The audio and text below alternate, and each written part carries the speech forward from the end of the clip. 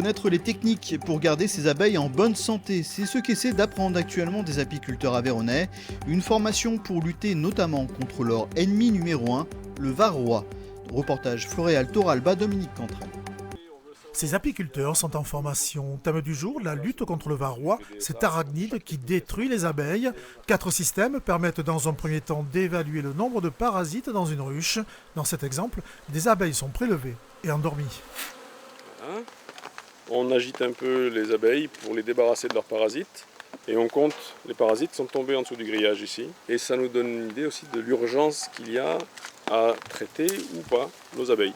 C'est l'ennemi numéro 1 de l'abeille en France, et en Aveyron en particulier. Donc on invite les gens, qu'ils aient tout, quel que soit leur niveau de compétence, on est toujours au début de quelque chose, on apprend tous les jours, à venir se joindre à nous pour apprendre les techniques qui sont maintenant les plus efficaces en matière de lutte contre ce varroa.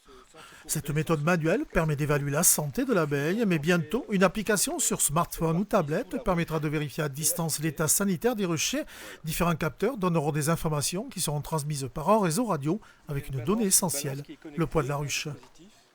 Le poids, c'est un des éléments qui nous intéresse le plus. Il faut savoir qu'une ruche qui se porte bien pèse suffisamment lourd puisqu'elle contient des provisions suffisantes. Si les provisions viennent à manquer, la colonie est en danger de famine.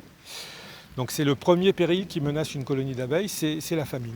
Ce rucher a été installé avec l'aide de la ville de Villefranche de Rouergue. Les abeilles sont des témoins privilégiés de la qualité de l'environnement. Les apiculteurs s'intéressent bien sûr à leurs animaux, mais aussi à la biodiversité. Ce qui est menacé, ce n'est pas tellement l'abeille. L'abeille, l'homme s'en occupera toujours, mais ce sont les insectes. Et à travers la disparition de l'abeille, on décline la disparition des insectes. Donc c'est ce qui est le plus inquiétant, et c'est là-dessus qu'il faut sensibiliser les gens. Ce rucher santé pédagogique est le premier en Occitanie.